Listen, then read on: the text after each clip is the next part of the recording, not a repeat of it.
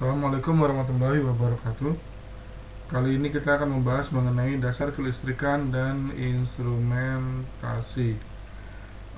Di mana kita ketahui bahwa di dalam dunia teknik metalurgi saat ini banyak menggunakan peralatan yang menggunakan listrik dan juga instrumentasi untuk pengaturannya. Cakupan dari mata kuliah ini mengenai pengenalan kelistrikan, di mana kelistrikan ini banyak digunakan untuk melelehkan logam yang digunakan untuk pengelasan maupun untuk aplikasi lainnya, di mana sumber listrik atau jenis listrik yang digunakan di dalam sumber listrik dan jenis listrik yang digunakan biasanya menggunakan arus AC dan juga arus DC yang memiliki tegangan yang tinggi, sehingga diperlukan kehati-hatian di dalam mengoperasikan alat tersebut.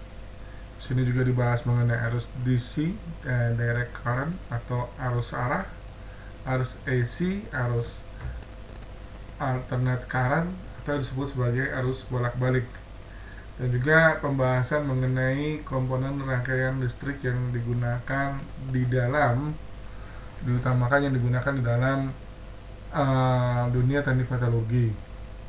Di sini juga akan dibahas sedikit mengenai integrated circuit atau IC, di mana IC ini merupakan komponen terpenting di dalam pengaplikasian sehari-hari. Mungkin kita tidak sadar bahwa untuk salah satu aplikasinya itu dia bagaimana caranya dia dengan menggunakan daya yang seminimal mungkin, akan tapi menghasilkan suatu panas yang sangat tinggi sekali. Ini kita menggunakan integrated circuit yang analog, bukan yang digital. Kemudian energi kimia pada kelistrikan dibahas juga mengenai reaksi-reaksi kimia. Kemudian berbicara mengenai magnet. Magnet ini banyak digunakan di dalam trafo. Kemudian juga untuk menggunakan motor-motor listrik. Dan juga berbahas mengenai motor listrik yang digunakan untuk menggerakkan di dalam barang-barang yang berat, dan juga generator listrik yang digunakan untuk menjalankan semua rangkaian listrik. Latar belakangnya di sini kita ketahui bahwa dunia di dalam teknik metalurgi sendiri, contohnya di pengelasan itu banyak membutuhkan aplikasi listrik. Ini contohnya ini untuk alat pengelasan, dan ini juga digunakan untuk peleburan logam. Banyak menggunakan lilitan-lilitan logam yang digunakan untuk memanaskan. Fungsi di dalam setiap ada penggulungan ini ada istilahnya tuh, ada eddy current. Eddy current ini yang digunakan untuk memanaskan suatu material. Masalah kelistrikan yang dihadapi adalah memiliki daya yang tinggi, di mana arus dan tegangannya sangat tinggi, karena dibutuhkan energi yang besar untuk melakukan deforming logam, kemudian di bending, dan juga mencairkan logam. Ini diharapkan dengan arus dan tegangan tinggi memiliki suhu yang tinggi, bisa dilakukan rekayasa untuk logam. Masalah listrik juga dia sulit, kita memerlukan kehati-hatian karena di dalam arus dan tegangan yang tinggi ini menimbulkan radiasi listrik yang apabila kita tidak hati-hati akan menyebabkan kecelakaan kerja. Dan juga dari arus dan tegangan ini menyebabkan suhu, ada lagi listrik dan angin. Kalau kita tidak paham mengenai angin tersebut, ini bisa merusak peralatan dan juga bisa untuk mendinginkan peralatan, tergantung penggunaannya seperti apa. Produksi massal ini membutuhkan untuk deforming logam itu membutuhkan peralatan listrik, karena juga kalau untuk mengerjakan pekerjaan di dalam dunia meteorologi, kalau secara manual itu membutuhkan waktu yang sangat lama. Kemudian juga waktu yang singkat di dalam melakukan pekerjaannya, tapi ya hasilnya harus maksimal. Dan sini balik lagi ke masalah di SMA dan SMP. Elektron di sini mengelilingi nukleus dan inti. Kemudian sebuah atom di dalam lapisannya dengan semua elektron pada masing-masing lapisan mengelilingi nukleus pada jarak yang sama dari pusatnya. Dia ada proton di sini, kemudian yang nilai positif dan juga elektron yang bergerak mengelilingi nukleus atau intinya. Dimana sebuah atom oksigen yang mempunyai 2 elektron pada lapisan bagian dalamnya, 6 elektron pada bagian luarnya. Diagram jadi sini dapat membantu kita untuk mengetahui bagaimana sebuah atom disusun. Ini bentuk dari atom listrik. Kemudian dari atom itu sendiri kadang-kala menghasilkan hole. Hole itu artinya dia kekurangan ion negatif atau elektron. Ion-ion dengan muatan sejenis saling menolak, sementara ion dengan muatan tak sejenis saling tarik-menarik. Jadi kalau kebanyakan hole-nya, dia bermuatan negatif. Tetapi jika sudah mendekati penuh di dalam hole-nya, maka dia bermuatan positif. Biasanya itu antara hole yang memiliki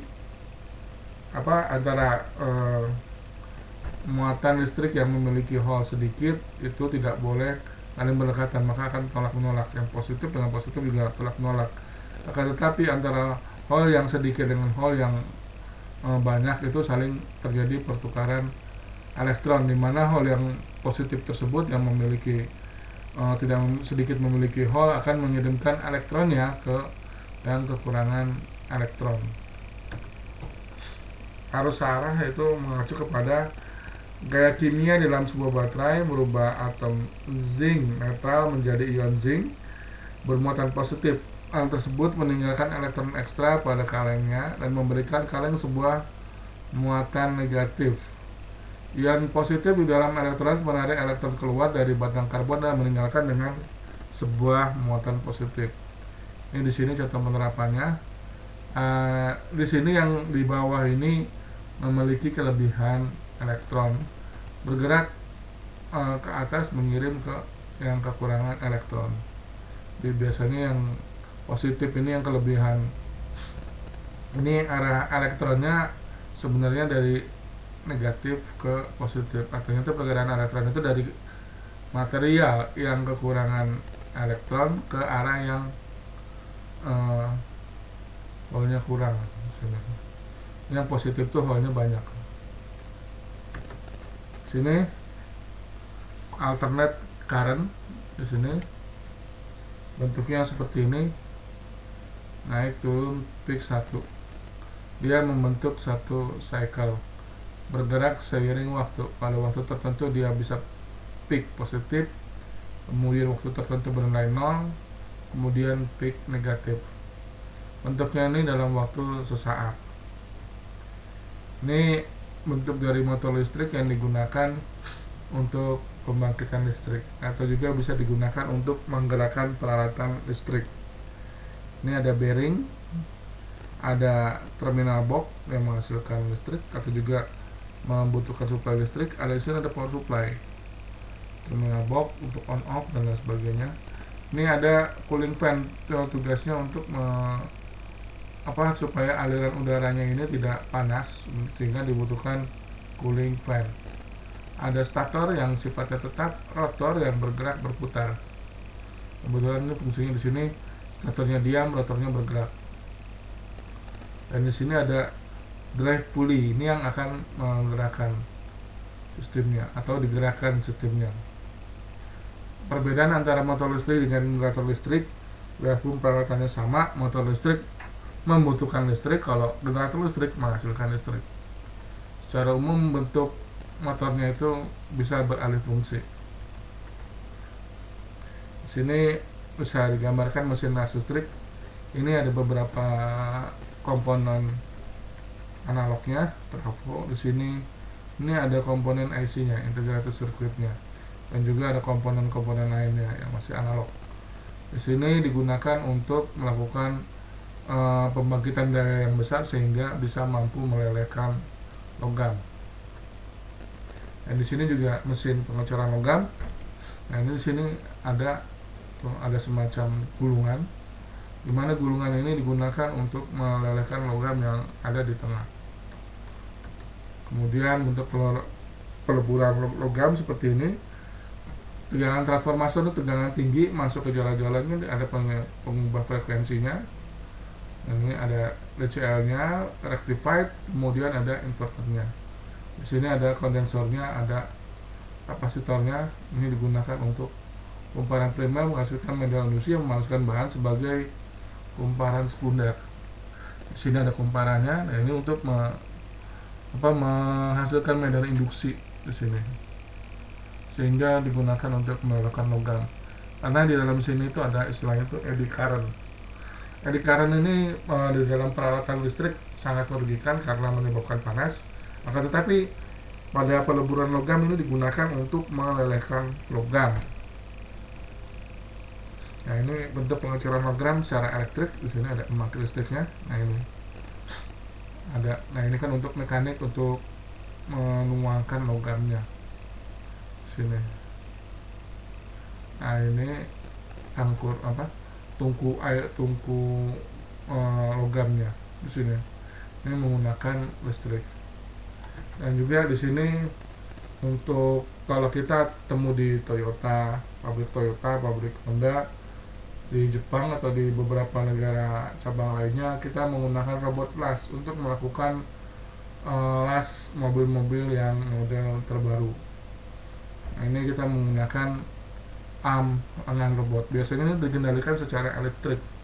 Pertama-tama dibuat dulu bentuknya seperti apa, kemudian biasanya kadang-kadang kalau yang sekarang itu sudah menggunakan artificial intelligence atau kecerdasan buatan, sehingga bisa melakukan tindakan tertentu sesuai dengan perintah yang kita berikan. Yang menarik dari sini adalah Marine ROV, di mana digunakan untuk pengecekan piping di dasar laut, juga untuk pengelasan di dasar laut. Si yang mengendalikan ini tidak berada di atas kapal, tapi berada di jauh di negeri, katakanlah di negara Eropa, di Norwegia. Kemudian dengan skillnya dia bisa mengendalikan ROV ini, kemudian melakukan pengelasan di bawah laut. Tentu saja ini honornya jauh lebih besar dari yang lainnya jika menggunakan peralatan manual. Di sini dibutuhkan justru kemampuan, tidak hanya sekedar kemampuan metode pengelasan yang mahir, juga dibutuhkan kemampuan untuk menggerakkan mesin robot. Biasanya ini yang dikatakan sebagai ya mesin-mesin untuk, ya sederhananya untuk inilah main game. Yang main game secara otomatis. Kalau biasanya main game itu main di HP, nah ini mainnya tuh di ROV. Bagaimana cara mengendalikan ROV tersebut untuk melakukan pengelasan, selesai. Nah, ini alatnya sangat mahal sekali. Terima kasih. Assalamualaikum warahmatullahi wabarakatuh.